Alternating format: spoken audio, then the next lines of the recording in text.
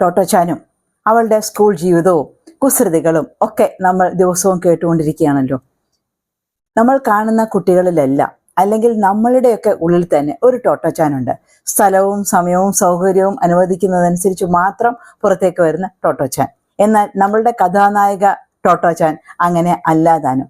അവൾ സദാസമയവും കുഞ്ഞു ടോട്ടോ തന്നെയാണ്. ഇന്നത്തെ അധ്യായത്തിന്റെ പേര് എടുത്തു ചാടും മുമ്പ് ഇടം വലം നോക്കണം. അതെന്താണ് എന്ന് നമുക്കൊന്ന് നോക്കാം. ഒരു ദിവസം ടോട്ടോച്ചാൻ സ്കൂൾ വിട്ട് മടങ്ങി വരികയായിരുന്നു.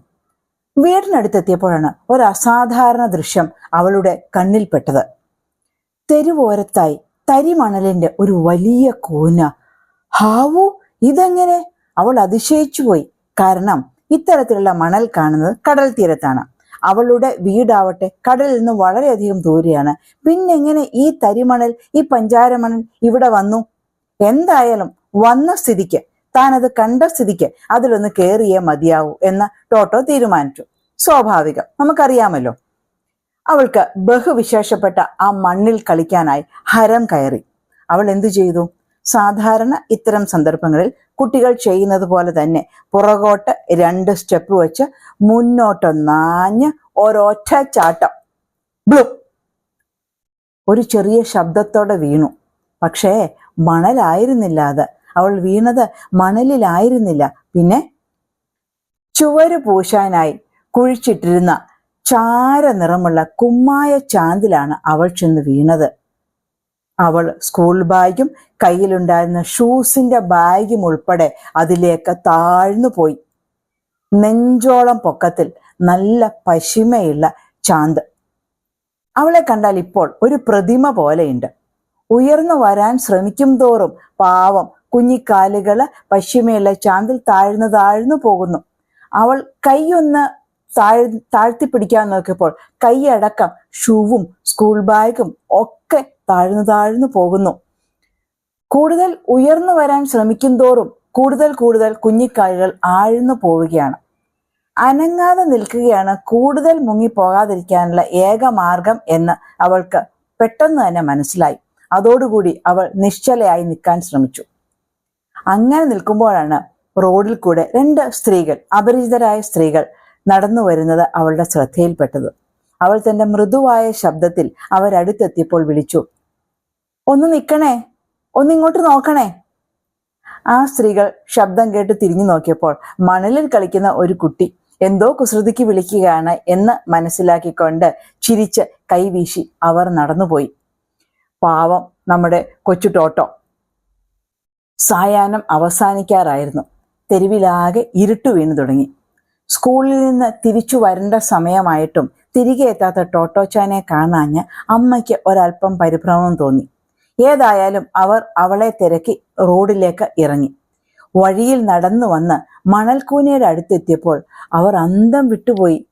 അതാ കൂനയുടെ ഒത്ത നടുക്ക് കുഞ്ഞു ടോട്ടോയുടെ കുഞ്ഞിത്തല.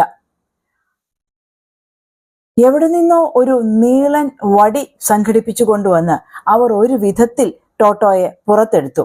വാസ്തവത്തിൽ വടി സംഘടിപ്പിക്കുന്നതിന് മുൻപ് ടോട്ടോയെ കണ്ട ആ ഒരു ആശ്ചര്യത്തിൽ അവർ ആദ്യം അവളെ കൈകൊണ്ട് എടുത്ത് ഉയർത്താനാണ് നോക്കിയത്.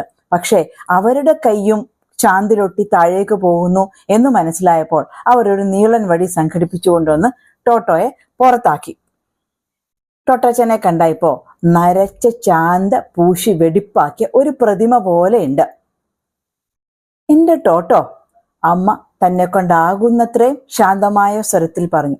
മുന്നേ ഞാൻ പറഞ്ഞു തന്നിട്ടില്ലേ, എന്തെങ്കിലും വിചിത്രമായിട്ട് എവിടെയെങ്കിലും ഒന്ന് കണ്ടു എന്ന് വെച്ച് ഒരു വട്ടം കൂടി ഒന്ന് ആലോചിക്കാണ്ട് നേരെ ചെന്ന് എടുത്തു ചാടരുത്.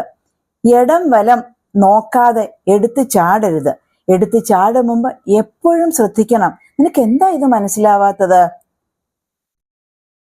ഈ സന്ദർഭത്തിൽ മുന്നേ എന്ന് അമ്മ പറഞ്ഞത് ടോട്ടോച്ചന്റെ സ്കൂളിൽ വെച്ച് മുൻപൊരിക്കൽ നടന്ന ഒരു സംഭവത്തെക്കുറിച്ചാണ്. അത് നമുക്കൊന്ന് നോക്കാം എന്താണെന്ന്. ഊണിന്റെ ഇടവേളയിലായിരുന്നു ഈ സംഭവം. ടോട്ടോച്ചാൻ അസംബ്ലി ഹാളിന് പിന്നിലുള്ള ഇടനാഴിയിലൂടെ പതിവുള്ള അലസഗമനത്തിൽ ഏർപ്പെട്ടിരിക്കുകയാണ്. വഴിയുടെ മധ്യത്തിലായി ഒരു ന്യൂസ് പേപ്പർ കിടക്കുന്നത് അവളുടെ ശ്രദ്ധയിൽപ്പെട്ടു.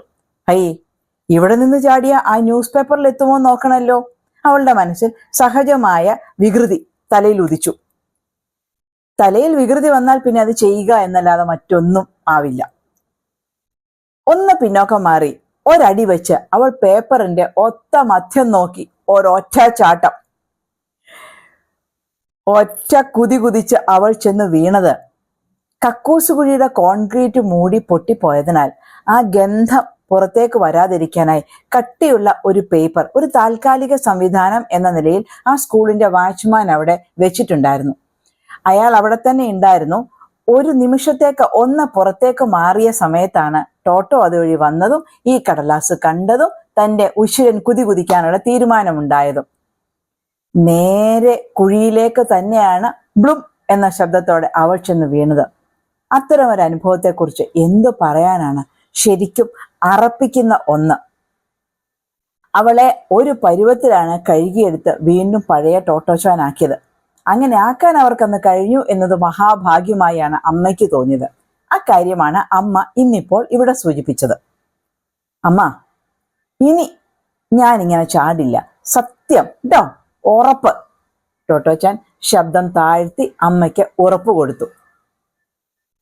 അമ്മയ്ക്ക് ഒരല്പം ആശ്വാസം തോന്നിയെങ്കിലും ടോട്ടോയുടെ മുഖത്തേക്ക് നോക്കിയപ്പോൾ ആ ഉറപ്പ് അത്ര പക്വമായ ഒന്നല്ല എന്ന് തോന്നി. തുടർന്നുള്ള അവളുടെ വാക്കുകൾ അവരുടെ വിശ്വാസത്തെ ബലപ്പെടുത്തി. അമ്മ, ഇനി ഒരിക്കലും ഒരു ന്യൂസ് പേപ്പറിന്റെ പുറത്തേക്കോ ഒരു മണൽക്കൂനയുടെ പുറത്തേക്കോ ഞാൻ ഇതുപോലെ ചാടില്ല, ഉറപ്പ്. ഇവ രണ്ടും ഒഴികെ മറ്റെന്തെങ്കിലുമാണ് കിട്ടുന്നത് എങ്കിൽ കൊച്ചു ടോട്ടോ ഒരു കൂസലുമില്ലാതെ എടുത്തു ചാടിയേക്കും എന്ന കാര്യത്തിൽ അമ്മയ്ക്ക് ഏതാണ്ട് ഉറപ്പായിരുന്നു. ഇരുവരും വീട്ടിലെത്തിയപ്പോൾ നേരം നന്നേ ഇരുട്ടിയിരുന്നു.